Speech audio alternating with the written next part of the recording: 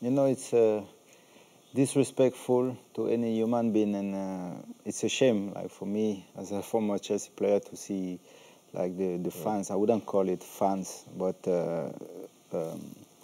you know, that's not the kind of thing you want to see on any Premier League pitch, football pitch, and even outside, I would say. Anywhere in life, anywhere in the streets, anywhere, that is absolutely scandalous.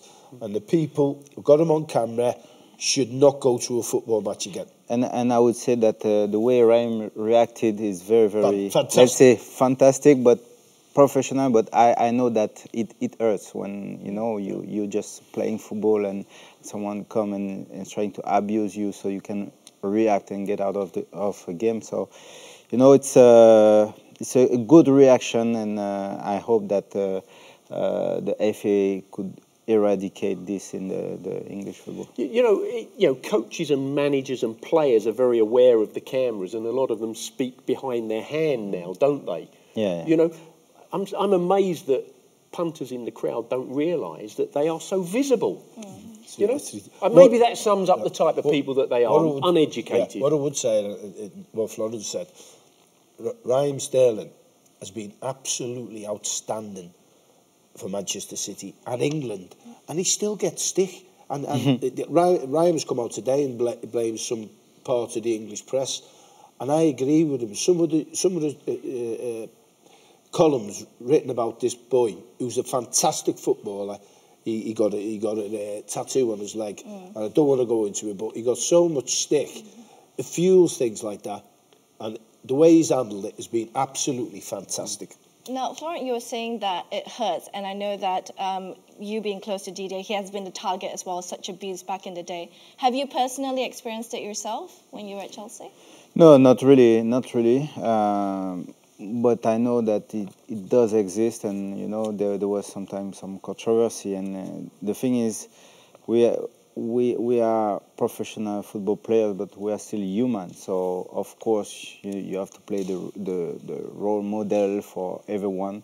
But at one point we have children, we have a family, and I'm sure it hurts. So I think that the players need support when this happens, and I think the stick should go to those disrespectful people.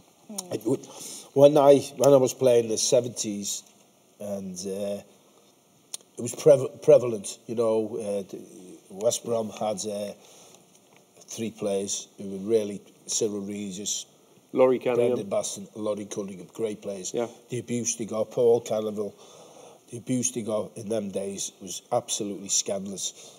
I thought we got over it. When you see pictures like that, it is a disgrace to football. Sort of going back, isn't it? What should the FA or even the Premier League do then to curb these sort of well, events? I think it's happened at a football ground, right? But that's a society's issue. Yeah, exactly. And we've got to knock it down in society, because it happens in the streets. It happens everywhere. It's highlighted there because there's cameras. But how many times does it happen when there's no cameras there? Yeah, and I think police should be involved. You know, I remember DJ Drogba being thrown a coin, and then he threw it back, and then he got charged. I remember. So, you know, it's even its verbal abuse is very violent. So I think that police should and like the whole community, the whole society should react. You know, not only Man City fans or Raheem Sterling family. Everybody should show that this is wrong, and we don't want to see it in the football. For me, there needs to be a deterrent, okay? And the only way you create a deterrent is that the punishment is really severe, so that, you know, people don't do it because they know the consequences. So a live ban from well, I think that's the minimum. Okay. There is laws, though, about racial abuse. Yeah. There is laws on the statute that I struggle calling people should get prosecuted. But Rio Ferdinand came out to say that he suggested that the Premier League should adopt what the NFL did with the protests. Do you think that's the way to go about it? With the kneeling down? This is the kneeling down with the anthem. Yeah, that one, yeah. Well, if that gets results, I'm not entirely sure whether that has got results, for example, in America. But if it does get results, then it has to be considered, yeah. How about you, Florent? What do you think? Should a protest, should the players' protest come together? 'Cause, Yeah, you know, United. yeah. There's different ways to protest, but you have what happened in America. You know, with Colin Kaepernick. I don't think he did it, and you saw what happened to his personal career. So he was isolated. So for me, that's not a good example. I think the whole FA, the whole fans, the whole football community, and the society should show that this is wrong. Not only the actors, not only those who are concerned, everyone should say this in our modern society shouldn't exist on a football pitch outside a football stadium. This is wrong, and this should be punished very, very, very hard because there's laws, and then move on because it's a show. It's something bad in a top game. The whole world is watching, so it's very, very bad for the football promotion. But it's punish it and then move on. Now, if you had a say, if per se you were in charge of either the PFA, you were in charge of the Premier League, how would you personally think the right way to have this sort of racial abuse out of the system?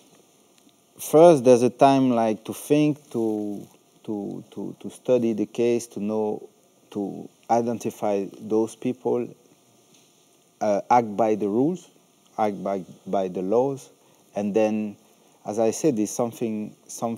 It's a big show. Premier League is renowned in the world, so they should set an example. If I was in charge, of course you have advisor but you should set an example. This should be banned, and those people should apologize personally to Raheem, and then act by the law. I think Florent makes a great point about moving on as well, because the fact that we're talking about it to some extent is also promoting it as well. So you have to get that balance right, and that, of course, is very difficult. And it's not just England.